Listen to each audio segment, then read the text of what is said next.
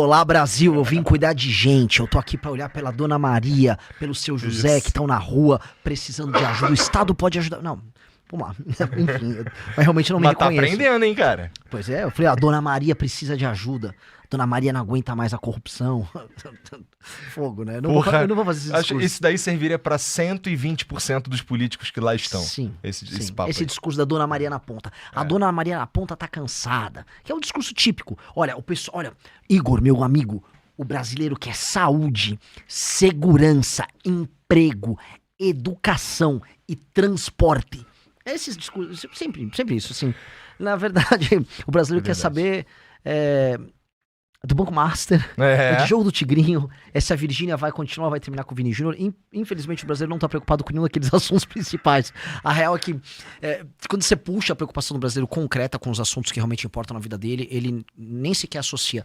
Tanto que eu vim agora de uma turnê pelo Nordeste, e você vista cidades pequenas que estão tomadas, ora pelo crime organizado, ou você tem, sei lá, famílias... Por que uma cidade pequena? Cara, de cidade de 2 a 3 a 5 mil habitantes. Porra! Eu fui numa de 3 mil habitantes, minúscula. Fui também em cidades tomadas pelo Comando Vermelho. Eu tô rodando o Brasil nessa história toda. E você percebe que as pessoas, pelas mais diversas razões, não têm ideia do que é prioritário para elas. E elas acabam aceitando um modelo de viver, um modelo político muito ruim. Em que o político compra o voto dela, o político entrega qualquer coisa para ela. Ela vai lá, tudo bem, ela vende o voto pro político também, torce pra melhorar um pouquinho aqui, um pouquinho ali, tenta arrumar um emprego, se não consegue, talvez pegue um benefício. É uma vida que não anda. E eu acho que um dos grandes problemas do Brasil é esse. É um país que nunca se realiza, a vida das pessoas não anda. A gente parece que tá parado enquanto o mundo tá andando. E acho que essa é a sensação de estagnação que a gente tem. Por conta da pré-campanha, até te respondendo a pergunta original, que eu acabei indo por milhares de assuntos. Mas você tá respondendo ela. Não, ótimo. Então, até fazendo esse desenho aqui, como é ser pré-candidato. Tô rodando o Brasil e tô indo pra fora do Brasil também. Eu fui pros Estados Unidos, agora voltei pros Estados Unidos, fui pra Portugal, já fui pra Argentina, nesse período fazendo reuniões, conversando com a imprensa lá fora. Você vê, toda vez que eu vou nos Estados Unidos, eu vejo uma coisa nova. Em novembro eu tinha ido lá e vi carro dirigindo sozinho pra fazer Uber, por exemplo. Agora eu já vi os entregadores, uma caixinha lá na Flórida que vai andando pelas ruas e entregando as coisas. Você vai vendo as novidades, pro bem ou pro mal, mas você vê o mundo se desenvolvendo, o mundo andando, e a gente vê, assim, as discussões no Brasil completamente paradas. Virou o ano, começou 2026, o Lula manda a agenda dele. A agenda do Lula consiste em botar em pauta 6 por 1, vai ter isso ou não vai? Vamos trabalhar mais ou menos? É escravidão ou não é? Uma discussão do começo do século XX. E a outra é a discussão sobre Vale Gás. Vamos dar Vale Gás ou não? Vale Gás. Cara, o mundo está se encaminhando para inteligência artificial. O mundo está se encaminhando para grandes automações. O mundo vai ter grandes ganhos de produção. E a gente está falando se o Lula vai dar ou não vai dar energia elétrica de graça. Ou se o Lula vai dar ou não vai dar gás de graça. Definitivamente, um país em que as pessoas estão precisando receber energia elétrica e gás, que são coisas essenciais para você cozinhar em casa e sobreviver, que, vamos dizer, são discussões que a gente tinha no final do século XIX, quando a energia elétrica começa a ganhar escala e lamparinas a gás existiam. Por exemplo, a gente está numa discussão no século XIX, quer dizer que o bicho está pegando. E aí vem aquelas estatísticas mentirosas. Eu dei uma entrevista em Portugal sobre isso. Não, o Brasil está com pleno emprego, apareceu o Brasil com 5,3% de desemprego. Meu querido, o desemprego é medido pela quantidade de pessoas que vão atrás do emprego. E aí as estatísticas são baseadas nisso. Se não tem ninguém indo atrás do emprego, significa que, na prática, ou não tem emprego, ou simplesmente as pessoas estão recebendo e fazendo um bico por fora, até para não ser tributado, para sobreviver. Então faz um bico, recebe um auxílio, recebe um BPC, recebe um vale, aí recebe um gás junto. Ou seja, as pessoas estão vivendo meio amarradas no Estado e meio na informalidade, e isso é horrível. E é por isso que não estão aparecendo nas estatísticas do emprego formal. E agora com o governo querendo dificultar ainda mais a contratação e demissão de pessoas, é bom o pessoal se preparar, porque vai diminuir mais ainda o emprego formal. Você está falando da proposta da escala 6 por 1? Sim, porque é uma discussão sobre aumentar, vamos ser bem claro, aumentar as regras sobre contratação e demissão de pessoas. As relações laborais ficarem mais complicadas. Você tornar mais complexa a relação entre empregador e empregado. Tá falando de diminuir as horas de trabalho no meio da semana. Desculpa, o Brasil é um país pobre. Ser um país pobre com baixa produtividade significa que o nosso trabalhador, ele produz menos dinheiro por minuto ou por hora trabalhada. Vamos botar assim. Tem uma estatística que para construir um prédio, e aí esse prédio aí é um padrão, aqui no Brasil a gente nos Estados Unidos os caras constroem em um ano com 50 pessoas. Aqui a gente constrói em 3 com 150 pessoas. Sim, isso aqui, imagina isso para todas as áreas da economia. Se não for exatamente isso, é perto disso. Sim, mas isso acontece em várias áreas da economia. Sim. A gente é muito ineficiente em muitas áreas, e essa ineficiência se dá em muitos termos. Vou dar um exemplo. A partir do momento que o governo gasta demais, o dinheiro fica caro porque a taxa de juros fica alta para ele poder sustentar isso, porque ele não tem credibilidade que vai pagar as coisas. Logo, o dinheiro é caro. O dinheiro caro faz a produção ser cara. A produção ser cara, você investe menos. Suas máquinas são mais velhas, sua capacidade de inovar em tecnologia é menor. Logo, você vai ter menos, por exemplo, tecnologia construtiva para fazer uma obra. Então, também a nossa legislação ambiental para você construir qualquer coisa. Se eu quiser construir uma represa para fazer uma hidrelétrica, ela é super complexa. Para eu fazer uma estrada, ela é super complexa. Logo, eu não consigo nem escoar um produto do ponto A ao ponto B de maneira barata e rápida. Tampouco eu tenho energia elétrica barata. Isso impacta também em ter produção. Logo, fazer produtos se torna caro, isso se torna difícil, não tem investimento em tecnologia. Então, parece que a gente fica se sabotando permanentemente. Isso é a gente tentando... por exemplo, esse lance da escala 6x1 me parece mais uma vez a gente olhando... essa especificamente parece o Bolsonaro em 22 baixando o imposto da gasolina.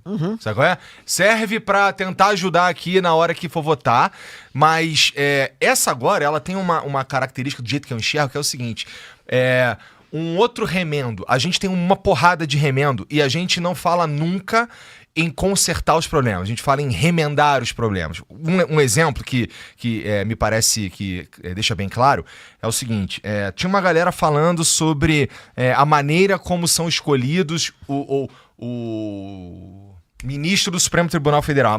Tipo, o cargo tem alguns vícios, que o cara ele sai de lá aos 75 anos, ele nunca mais pode ser mandado embora, tem essa batina, tem a indicação, não sei o que e tudo mais. Legal, mas isso não explica, não é isso que explica um juiz que se envolve com um escândalo financeiro. Né? Não é o modo, não é o cargo, não é como ele chega no cargo que diz se ele vai ou não mexer com dinheiro. Né? Outra coisa. Então, esse bagulho do Banco Mais também, olha o jeito como a gente escolhe os ministros. Sim. Aí toma aqui um remendo, e aqui é um exemplo. E aí toma aqui um remendo, e agora a gente vai remendar a maneira para agora o ministro, para chegar lá, agora ele tem que ter uns diplomas nisso daqui. Mas isso não resolve o primeiro problema, que o cara não devia... Ele é a cara da justiça no Brasil, ele não pode se envolver no escândalo financeiro. E caso apareça o nome dele numa parada dessa, ele tem que se explicar. Até porque não estamos falando de alguém pouco midiático, mas enfim, daqui a pouco a gente vai chegar lá. O que eu tô dizendo esse do 6x1 parece um remendo de um problema. Você tá fazendo o raciocínio certo. É lógico que é um remendo. O raciocínio é certíssimo. Na verdade, a gente tem uma legislação trabalhista inadequada desenhada nos anos 40.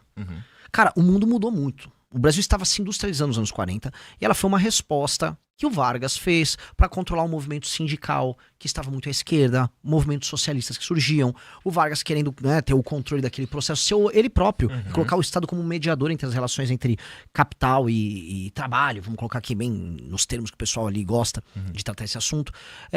Pois bem, o Brasil nem se industrializou direito. O Brasil ainda era uma cidade agrária naquele período. Essa legislação, ela demora a pegar, só que ela gera, vamos dizer, como externalidade, uma hiperburocratização nas relações de trabalho.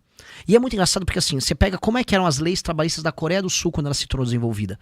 Porque o Brasil estava passando nos anos 20, 30, 40, 50, 60, por esse processo de industrialização, que a Coreia também passou depois. Só que a Coreia passou com leis muito mais frouxas do ponto de vista das relações trabalhistas.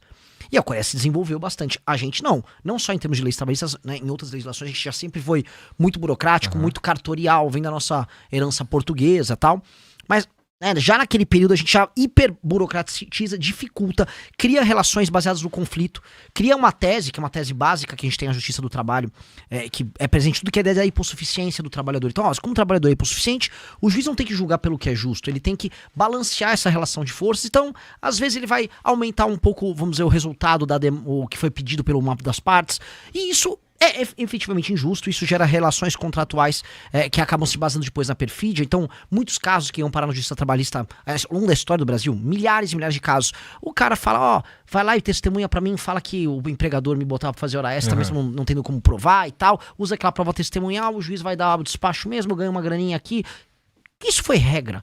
Isso foi regra. Veio a reforma trabalhista lá para 2017 para tentar dirimir isso. Só que o Brasil continua sendo um dos, se não o país com o maior número de litígios trabalhistas no mundo. Não é normal uma coisa dessa. Total. Deixa eu te fazer uma pergunta rapidinho, um parênteses rápido sobre o que você estava falando sobre a Coreia. Lá, então, é que eu não estudei, então me ajuda. Eles aceitaram por um período que ia ser um pouquinho merda pros trabalhadores. E a gente vai se desenvolver. Foi isso que aconteceu? Foi uma espécie de sacrifício geracional. Na verdade, no mundo todo aconteceu grandes sacrifícios geracionais que permitiram que esses países dessem saltos. E essas gerações viram seus filhos crescerem na vida.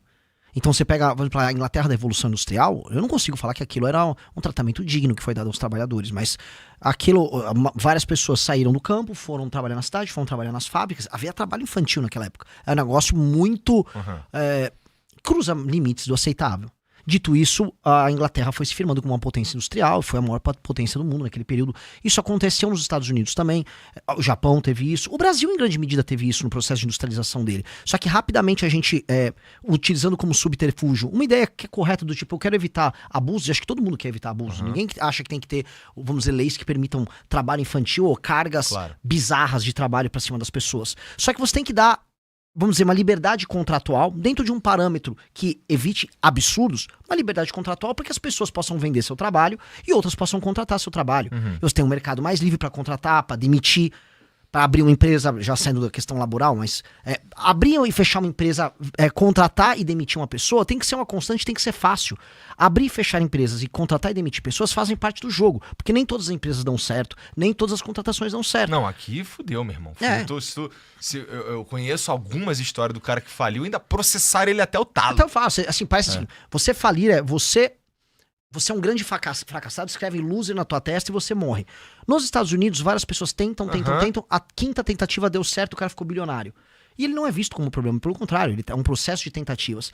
Não existe o trauma em outras nações disso. Mas voltando para essa questão dos sacrifícios geracionais, houve gerações que se sacrificaram do ponto de vista do trabalho e geraram países mais desenvolvidos. E essas gerações fizeram parte também de projetos nacionais que ambicionavam tornar esse país desenvolvido. Então eu vou pegar de Singapura, vou pegar o Japão, pego a China, pego a Coreia do Sul. Eles tiveram muitas coisas em comum. Eu acho que tem uma combinação de uma vontade da liderança política e lideranças esquerda, direita, tá? Em ter um país que se tornasse uma potência. Isso é um caso muito comum na Ásia. Uma geração que colocou o trabalho acima de qualquer coisa e que fez este sacrifício, e aí viu seus filhos entrarem na faculdade, aí viu a economia ficar complexa, seus filhos tiveram uma vida melhor que a deles, e esses filhos usufruíram dos resultados disso. E, em grande medida, o Brasil, ele se burocratizou demais antes de ter conseguido fazer isso. Então tudo que o Brasil fez foi meio mitigado, foi meio meia bomba. E a gente nunca conseguiu se realizar a ponto de se industrializar plenamente e se tornar um país desenvolvido. Então o que acontece? O Brasil ficou meio industrializado e aí ele foi se desindustrializando antes de se industrializar de verdade. E aí ele voltou a ser um país agrário, agora um país de serviço, mas não um baita país de serviço, porque país de serviço, país de primeiro mundo de serviço, tem serviços de alta qualidade porque a mão de obra foi formada. Ou seja, o filho do cara que estava na fábrica ralando fez faculdade, abriu um consultório dentista ou abriu uma empresa prestadora de serviço de alguma coisa. E aí essa economia de serviço com um maior valor agregado fez com que ele não precisasse ficar na fábrica igual o pai. E aí aquela economia ganhando complexidade, ela gerou renda para todo mundo. O Brasil não gerou isso. Então os nossos serviços não têm alta complexidade, a nossa indústria foi quebrando, a gente fica dependendo do uso da terra, da agricultura, que essa sim tem alto valor, vamos dizer, alta tecnologia, a gente investiu, então ela é competitiva globalmente, o que é paradoxal, porque é o setor mais primário, mais antigo de todos. E aí a gente nunca pensou assim, cara, e se eu pensasse sistemicamente? Se eu pensasse sistemicamente, a gente tinha que ter desregulamentado o nosso regime de trabalho. Se fosse um jogo e a gente fosse upar uma habilidade, a gente upou muito uma habilidade de primeiro grau, que é o lance de mexer com terra e tudo mais, né? Nossa, gostei. Né? E ficou upando só ela. Ficou upando e ela. As outras estão meio largadas. A gente é altamente assimétrico. Por isso que é um país que não faz muito sentido, ele é muito confuso.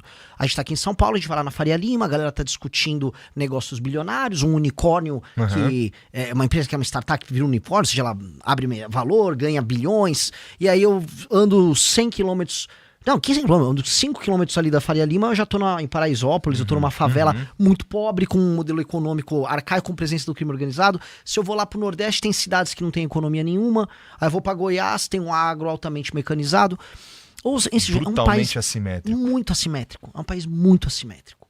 E não dá pra dar certo sendo tão assimétrico.